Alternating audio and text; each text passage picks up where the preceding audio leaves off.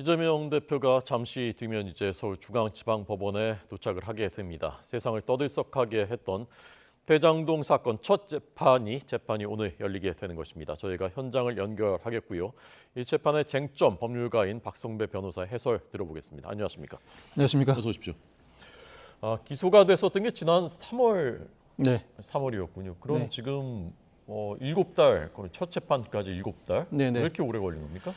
이 사건은 대장동 위례 성남 FC 의혹 세 가지가 합쳐져 있는 사건입니다. 네. 형사재판은 공판 준비 절차 없이 바로 재판이 진행되는 경우가 일반적인데 네. 사건 내용이 방대하거나 쟁점이 복잡한 사건의 경우에는 공판 준비 절차를 거칩니다. 네. 그동안은 공판 준비 절차를 거쳐왔는데 6회에 걸쳐서 공판 준비 기일을 열었고 네. 검찰과 변호인 측이 상당한 신경전을 벌였습니다.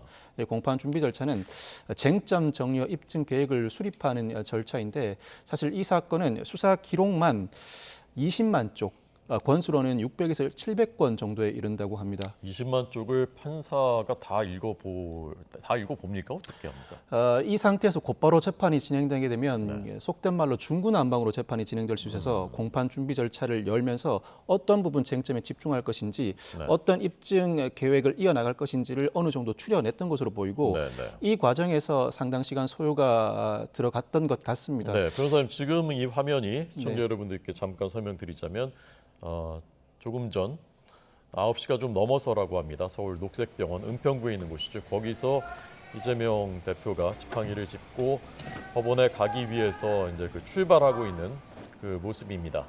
지난번과 같은 그 병원이죠. 그리고 영장 심사 받을 때와 그리고 같은 이 검은색 승합차를 타고 지팡이를 짚고 있는 모습이었습니다. 그리고 이제 출발했고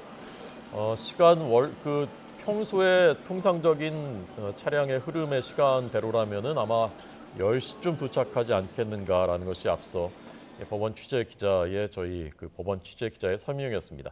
지금 법원 상황 잠깐 한번 보겠습니다. 서울중앙지방법원 앞에 상황 보겠습니다.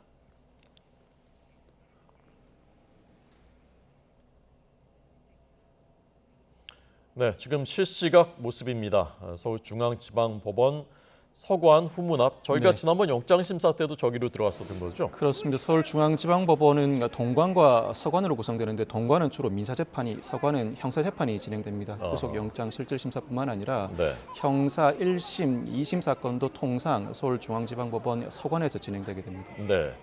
지금 취재진들이 이제 그 앞에 포토라인에 서면은 질문을 하기 위해서 마이크통을 갖다 놓은 양쪽에 이제 갖다 놓은 모습이고요. 취재진들이 운집해서 지금 이재명 대표를 기다리고 있고 아마 잠시 뒤면은 원래 예상대로라면은 잠시 뒤면은 현장에 도착하게 될 것 같습니다.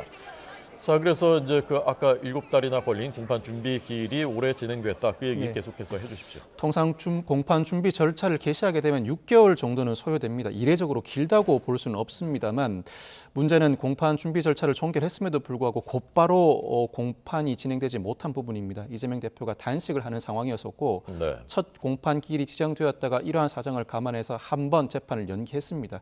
재차 이재명 대표 측에서 공판 기일 연기를 신청했지만 구속영장 실질심사에도 직접 출석하기도 했고 현재 단식을 중단한 상태일 뿐만 아니라 또다시 재판을 연기할 때에는 재판이 하염없이 지속될 수 있다는 우려 속에 재판부가 더 이상의 재판 연기는 받아들이지 않고 오늘 드디어 첫 재판이 진행되게 된 것입니다.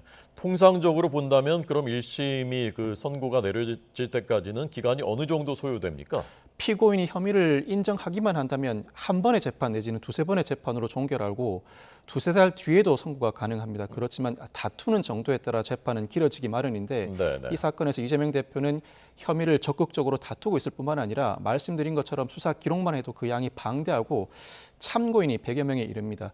재판 단계에서는 본격적으로 수사 단계에서 진술했던 참고인을 법정에 직접 불러내 법정에 출석한 기회에 검사가 일부 보강 질문을 하고 변호인 측에서 반대 신문을 함으로써 신빙성을 탄핵하는 절차를 밟게 되는데 증인 신문은 상당히 시간이 오래 소요됩니다. 수십 명의 증인이 신문을 하게 될 것 같은데 그 과정에서 적어도 재판이 1년에서 2년, 빨리 진행해야 1년에서 2년 정도가 소요될 것으로 보이고 1심만요? 그렇습니다. 이 부분은 재판부가 직접 언급한 멘트이기도 합니다.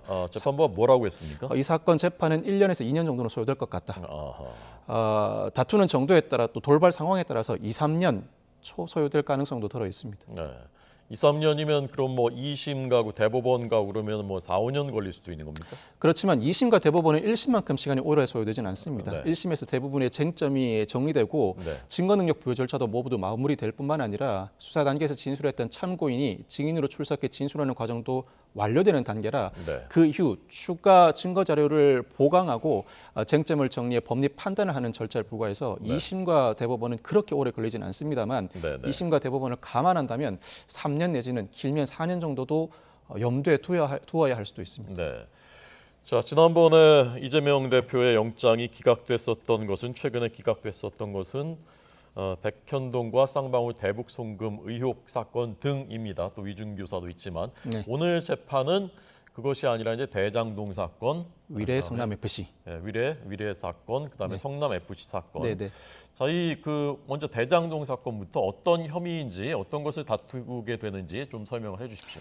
대장동 사건은 성남시장으로서 초과이익 환수 조항을 뺨으로써 확정 이익만 배당받게 되었고 이에 네. 인해서 민간업자에게 이익을 부여하고 성남도시개발공사에 4,895억 원의 손해를 입혔다는 배임죄가 주된 혐의입니다. 뿐만 네, 아니라 네. 이해충돌 방지법 위반 혐의도 포함되어 있는데 공공기관의 내부 비밀을 누설함으로써 민간 사업자에게 이익을 얻게 하였다는 혐의가 포함됩니다. 아울러 위례도 부패방지법 위반 혐의가 주된 혐의인데 공공기관의 내부 비밀을 누설함으로써 역시 민간 사업자에게 이익을 취득하도록 하였다는 혐의가 주된 내용입니다. 네. 그것이 이제 대장동과 위례 신도시 개발 과정에서 이제 특혜를 민간업자한테 줘서 성남 도시개발공사가 그걸 했으면은 4천 몇백억 원을 더 할 수 있었는데 네. 그 이익을 환수할 수 있었는데 그걸 이제 손해를 끼친 것이다라는. 그렇죠. 이렇게. 민간업자에게는 이익을 부여하고 성남도시개발공사에게는 손해를 가하였다는 네. 배임 혐의가 주된 혐의입니다. 네. 그에 대한 이재명 대표 측의 그 반론은 무엇입니까? 일단 대장동 사건의 주된 쟁점은 고의 그리고 손해입니다. 즉 고의는 당시 성남시장 이재명 대표가 우선 이익을 일단 확보하고 나머지 이익은 얼마가 발생하든 민간 사업자가 모두 가져가게 하는 구도로 기본 구조를 형성했습니다. 네, 네. 이 행위를 두고 민간업자가 이익을 얻게 된 것은 자명한 사실입니다만 성남도시개발공사가 손해를 입었다고 볼 것인지를 평가해야 하는 문제가 남아 있습니다. 네. 즉 의도적으로 초과이익 환수 조항을 배제하는 등 일정한 고의가 존재한다면 네. 이때는 성남도시개발공사에게 손해를 가했다고 볼 여지가 있지만 네. 그렇지 않고 정책적 판단에 그친다면 배임 혐의가 인정되지 않을 가능성이 있습니다. 검찰은 이를 입증하기 위해서 그동안 이재명 대표 측과 민간 사업자가 오랜 시간 정치적 이해관계에 얽혀서 도움을 주고받는 관계였다. 유착 관계였기 때문에 일정한 의도, 즉 고의를 가지고 있었다는 혐의 입증에 주력하기도 했었고 네. 이른바 428억 원 약정선 천화동인 1호의 소유자는 실질적으로 이재명 대표 측이다. 경제적 이익을 취득하기 위해서 성남도시개발공사에 손해를 가할 고의는 충분히 가지고 있었다는 부분에 입증을 주력하기도 했습니다. 또 한 네. 가지 쟁점은 네. 손해인데 네. 민간업자가 이익을 본 사실은 자명한 반면에 배임죄가 성립하기 위해서는 성남도시개발공사가 손해를 입어야 합니다. 네. 검찰은 손해를 입었다고 주장하는 반면에 이재명 대표 측은 오히려 R&D 개발은 백현동과 관련된 부분입니다. 상당 부분 공공사업을 진행하는 과정에서 성남도시개발공사가 이익을 얻었다. 오히려 이익을 얻은 사업이지 손해를 입은 사업이 아니다라는 취지로 주장을 하고 있습니다. 즉 이 네. 사건은 고의가 인정될 것인지 손해를 입었다고 볼 것인지가 주된 쟁점이라고 할 수 있습니다. 네.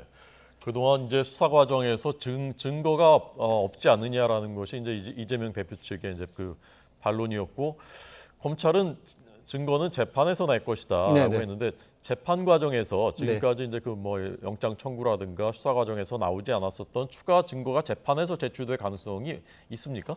상당히 많습니다. 네. 이 공판 준비 절차를 거친 상황이라 이재명 대표 측 변호인들도 검찰의 수사 기록을 모두 열람 복사해보고 그 내용을 파악한 단계일 텐데 재판을 시작하면서 그동안 수사 단계에서 제시하지 않았던 증거들이 다수 제출되기도 하고 재판 진행 과정에서 검찰이 필요한 증거를 추가로 수집해 제출하는 경우도 상당히 많습니다. 그러니까 그 변호사님 말씀은 공판 준비 기일에 이미 그것이 이제 이미 제출됐을 가능성도 있다는 말씀이신가요? 정확하게는 첫 재판 이전에는 수사 자료를 직접 재판부에 제출하지는 않고 네. 변호인에게는 보여줍니다. 어허. 재판부에 직접 제출하지는 않고 증거 목록만 제시를 하게 됩니다. 네, 재판부가 미리 증거 기록을 본 채로 재판에 임하게 되면 선임권을 가질 수가 있습니다. 네, 이에 네. 따라서 변호인 측이 증거 동의한 부분만 검찰이 증거로 재판부에 제출하게 되고 예. 증거 동의하지 않은 부분, 예를 들어 참고인 진술에 대해서 증거 동의하지 않을 때는 그 참고인이 법정의 증인으로 출석해서 내가 검찰에서 이와 같이 진술한 것이 사실이다라고 진술을 해줘야 네. 그제야 증거 능력이 부여돼서 검찰이 재판부에 증거를 제출할 수가 있습니다. 네. 증인이 출석한 기회에 변호인 측에서는 반대 신문을 함으로써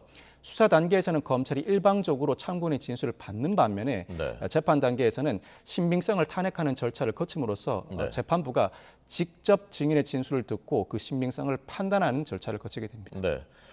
자, 지금 보여드리고 있는 곳이 조금 전 봤었던 서울중앙지방법원 서관 후문 바로 앞입니까? 여기가 지금? 서울중앙지방법원 아마 입구로 보이는데 네.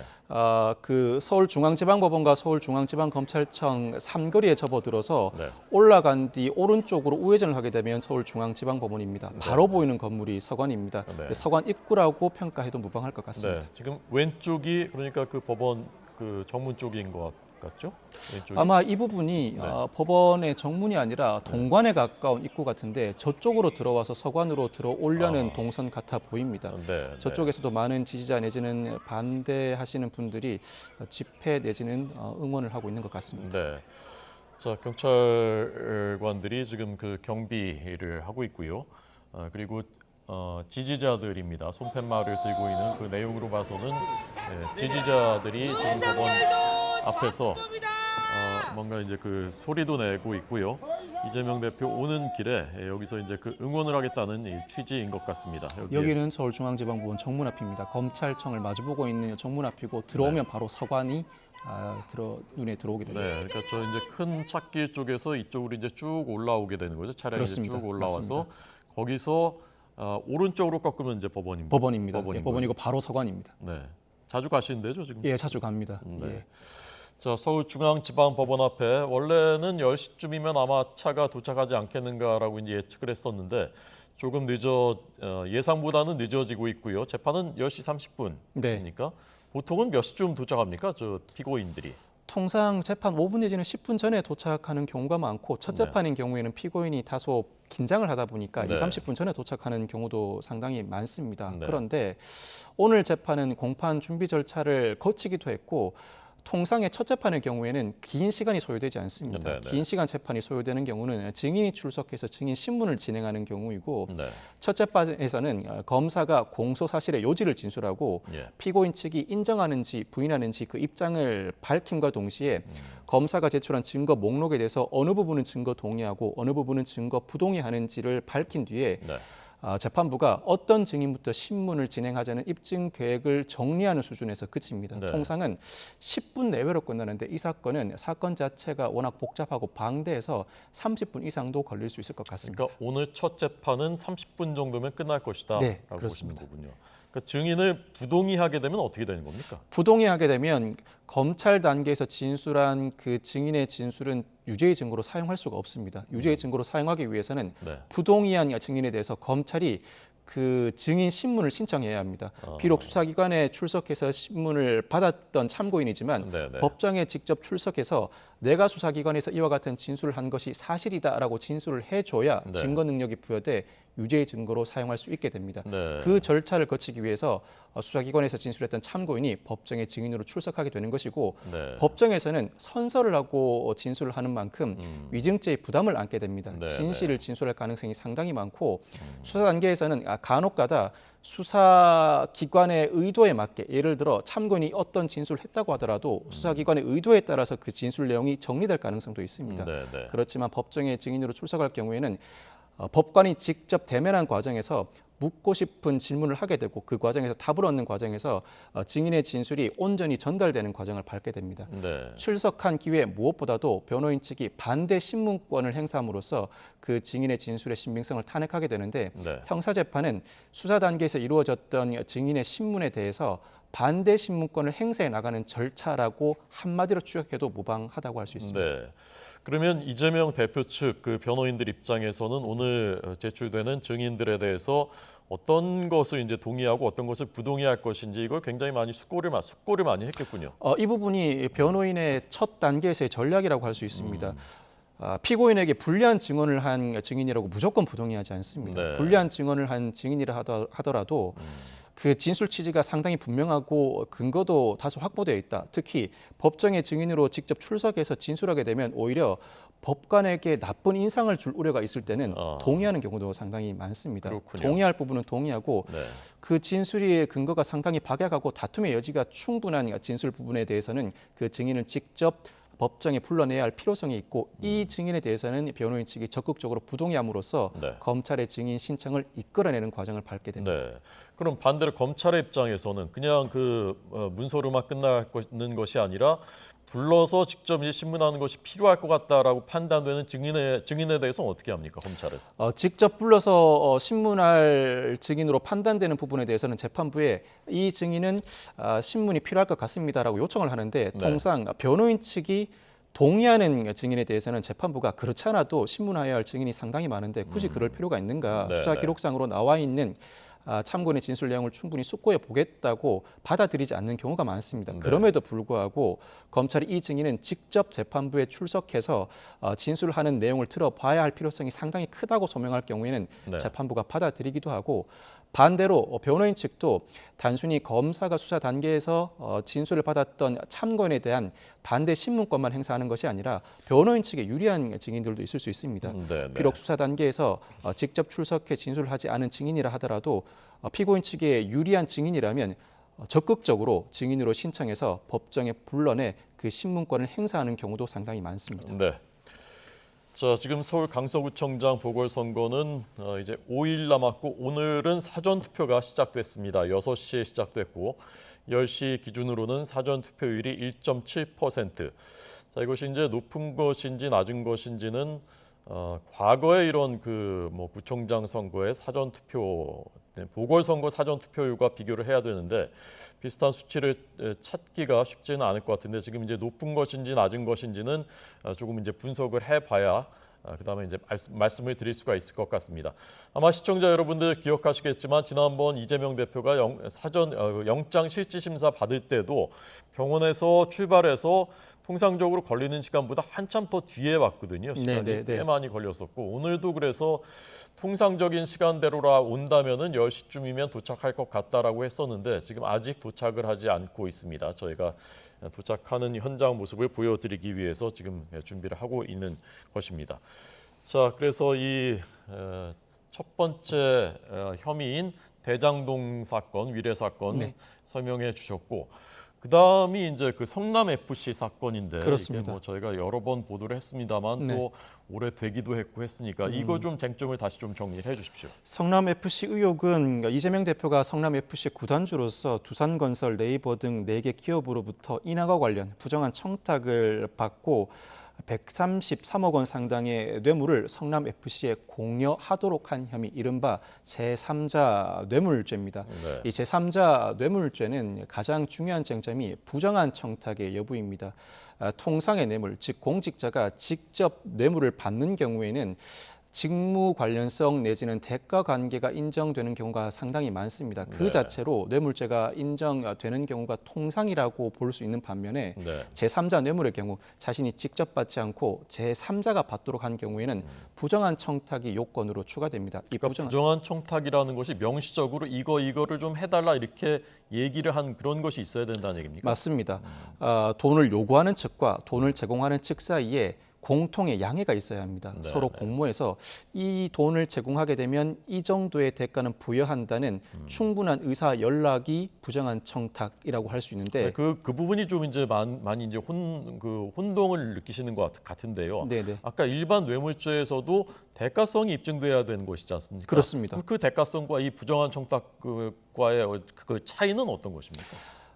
속된 말로 일반 뇌물죄의 경우에는 2심 전심만 인정돼도 뇌물죄가 인정됩니다. 즉 서로 의사 연락이 없다고 하더라도 이와 같은 업무를 담당하고 있고 그 업무와 관련해 일정한 일을 수행해야 하는 사인이 일정한 돈을 제공한다면 그 자체로 직무 관련성도 대가 관계도 인정된다고 보고 뇌물죄를 인정합니다. 네. 그렇지만 제3자 뇌물의 경우에는 형법상 부정한 청탁이 추가 요건으로 부과돼 있고 이 부정한 청탁을 어떻게 해석할 것인지는 대법원 판례가 그 해석례를 내놓았는데 네네. 명시적인 의사 연락이 있어야 한다.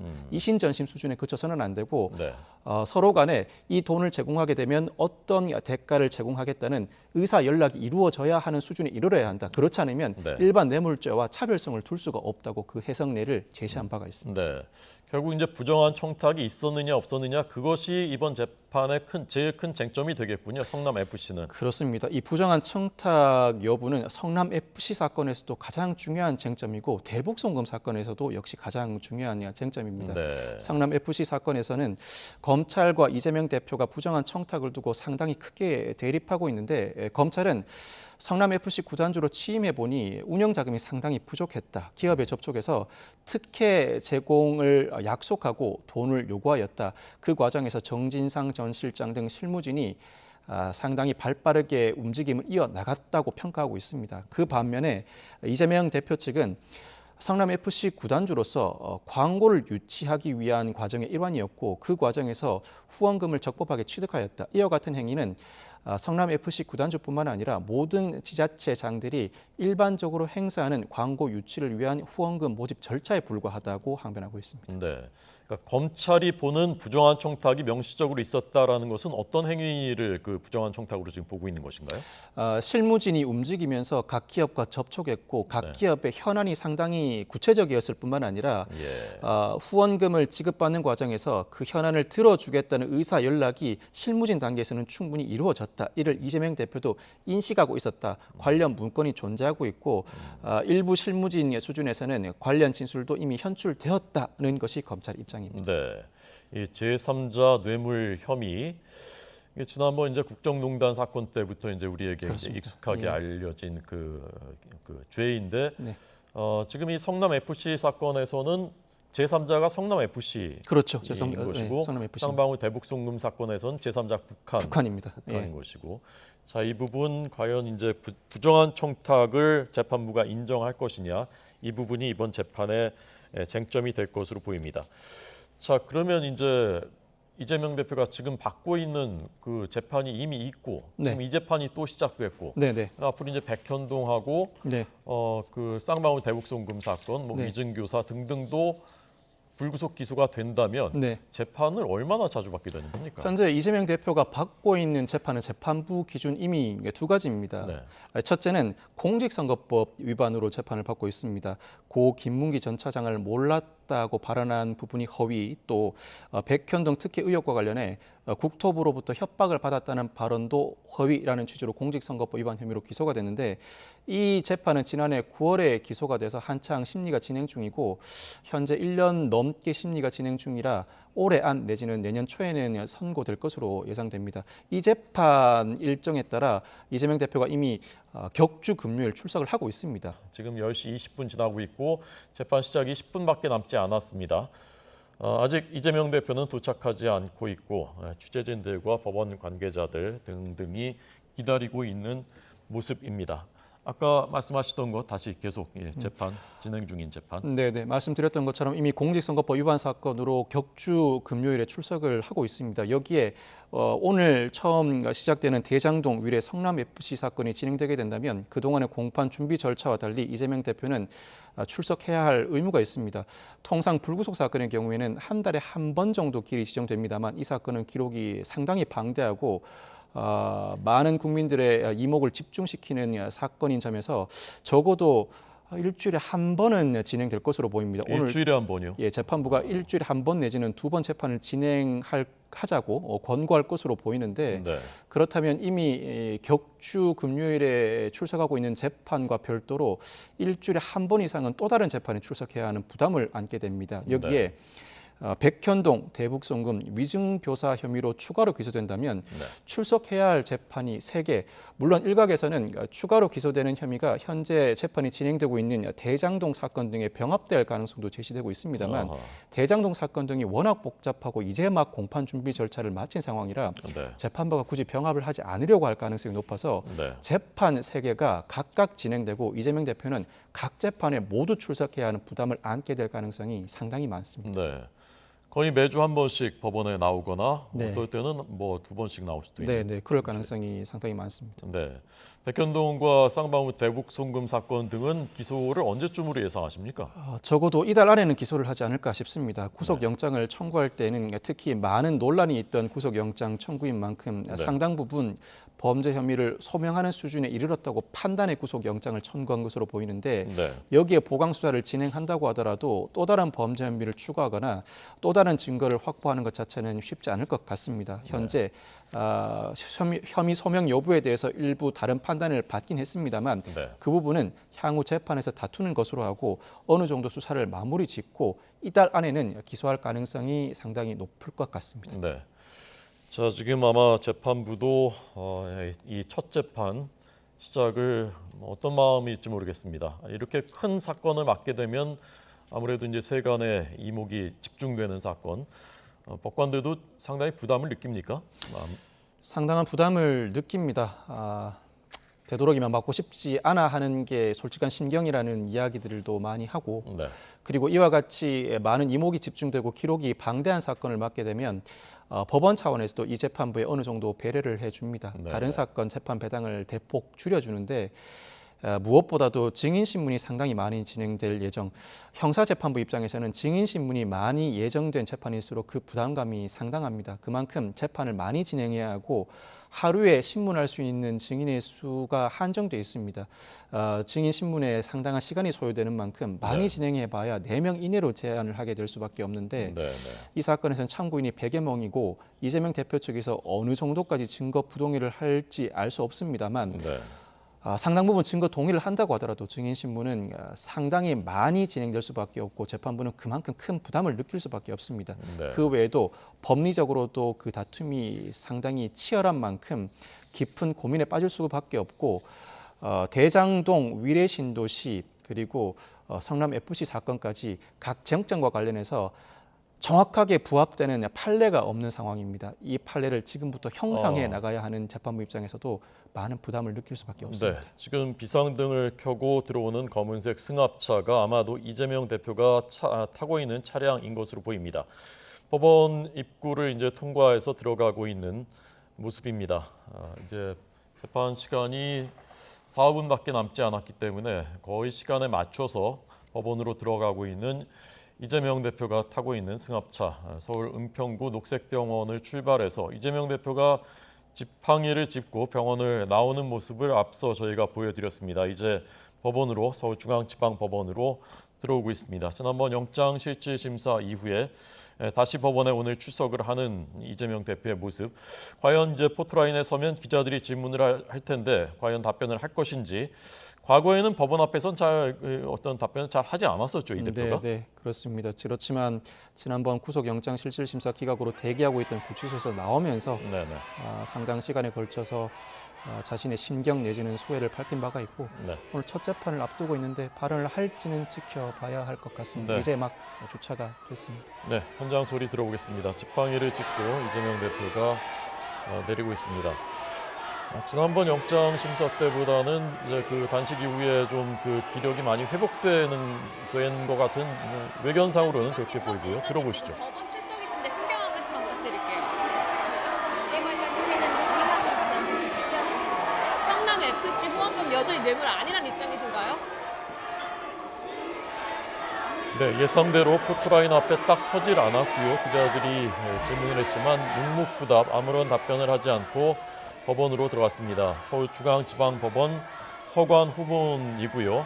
잠시 뒤에 이제 안쪽의 내부에서의 모습도 저희가 보여드리려고 합니다.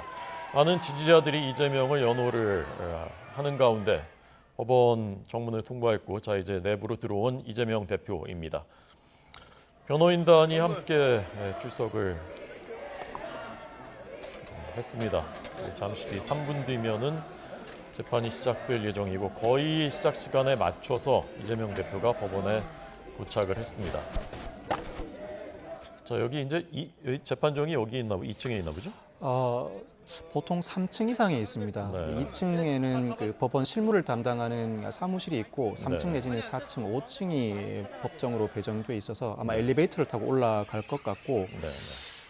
통상 검찰에 출석하면서는 검찰 수사의 부당함을 항변하기 위해서 네. 일정한 언급을 하는 경우가 많지만 네. 지금 이 시간은 법원 재판 시작 시간이 거의 다가오기도 했고 네. 네. 재판을 앞두고 일정한 언급을 하는 것 자체는 법원이 보기에 부적절하다고 평가할 여지가 있어서 되도록이면 피고인도 입장을 밝히지 않는 경우가 많은 것 같습니다. 네.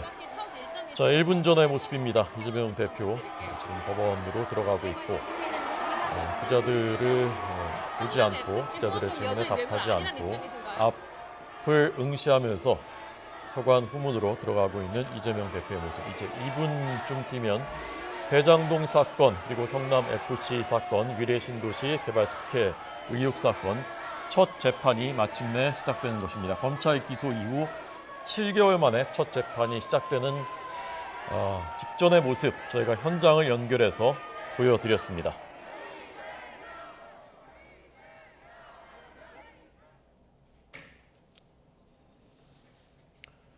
네, 이제 법원 앞은 평온해졌습니다. 이제 법정의 시간입니다. 재판정의 시간. 여기서 과연 오늘 어떤 공방이 오갈지 저희 취재 기자들이 지금 취재를 하고 있습니다. 전해지는 대로 속보로 계속 전해드리도록 하겠습니다. 자, 이재명 대표의 오늘 출석 장면 마지막으로 한 번 더 보여드리고 오늘 이 상황은 보도를 마치겠습니다.